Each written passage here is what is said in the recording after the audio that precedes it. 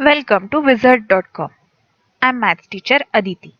Question here: if alpha and beta are the zeros of quadratic polynomial x square plus x minus 5, then find the value of 1 by alpha cube plus 1 by beta cube.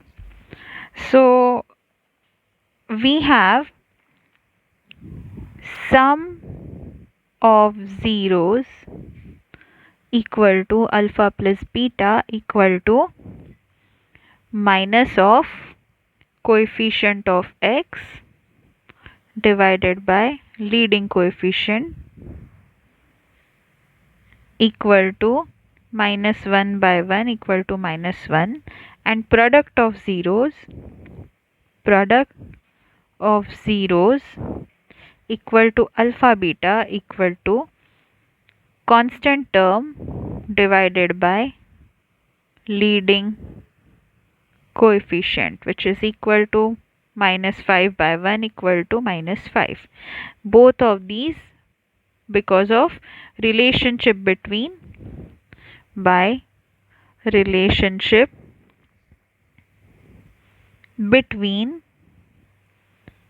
zeros and coefficients. Therefore, we have values of alpha plus beta and alpha beta.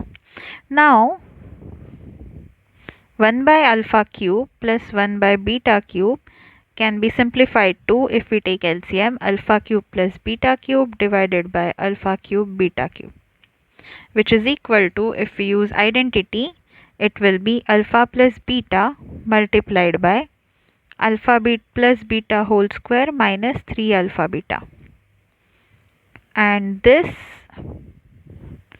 divided by alpha cube beta cube can be written as alpha beta whole cube. So we simply put the values of alpha plus beta and alpha beta here.